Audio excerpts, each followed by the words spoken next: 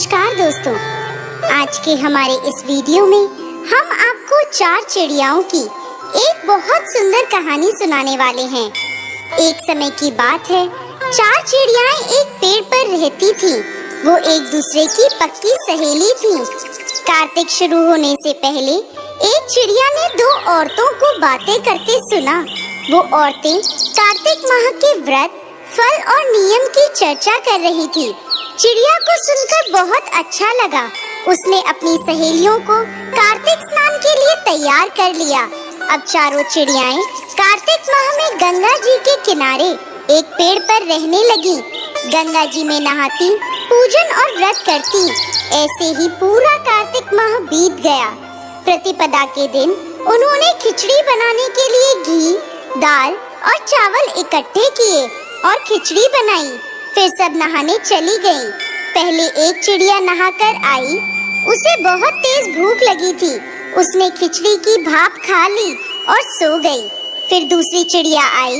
उसे भी नहाने के बाद बहुत भूख लगी थी। उसने खिचड़ी का पानी पिया और सो गई। अब तीसरी चिड़िया आई। उसे भी अब बहुत तेज भूख लगी थी। उसने खिचड़ी खा ली और वो भी दोनों चिड़ियाओं के साथ सो गई। अब जब चौथी चिड़िया आई तो उसने देखा तीनों चिड़ियाएं सो रही हैं। उसे लगा ये तो खिचड़ी खाकर सो गई हैं। उसने खिचड़ी की खुरचन खाई और वो भी सो गई। उसी शाम देवलोक से तूफान आया और वो चारों चिड़ियाएं मर गई। अगले जन्म में जिस चिड़िया ने भाप खाई थी वो राजा के घर राजकुमारी बनी। जिस चिड़िया ने खिचड़ी का पानी पिया था वो कुम्हार के घर पैदा हुई। जिस चिड़िया ने खिचड़ी खाई थी उसने ब्राह्मण के घर जन्म लिया और जिस चिड़िया ने खुरचन खाई थी वो राजा के घर हथनी बनी। कुम्हार की लड़की राजा के महल में दासी बन गई और ब्राह्मण की लड़की राजकुमारी की सहेली बनी। राजकुमारी को अपने पिछले जन्म की सब बातें याद थी। राजकुमारी का विवाह हुआ। जब वो विदा हुई तो राजा से बोली कि मैं अपनी सहेली और दासी को साथ ले जाऊंगी। राजा ने कहा ठीक है। राजकुमारी फिर बोली मैं इस हथनी को भी साथ लेकर जाऊंगी। राजा ने सैनिकों से कहा हथनी को ले आओ, पर हथनी उठी ही नहीं। तो राजकुमारी ने हथनी के कान में जाकर अपने पिछले जन्म की सारी बात कही तो हथनी खड़ी हो गई। ये देखकर वो राजकुमार जो राजकुमारी को ब्याहने आया था बोला तुमने इसके कान में क्या कहा कि यह तुरंत खड़ी हो गई?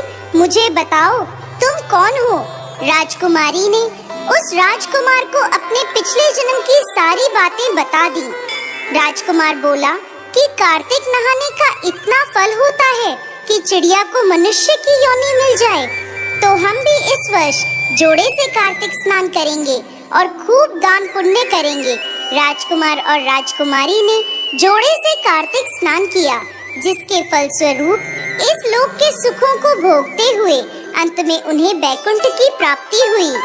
हे ठाकुर जी महाराज, जैसे राजकुमार और राजकुमारी को बैकुंठ का वास दिया, इस कहानी को कहते सुन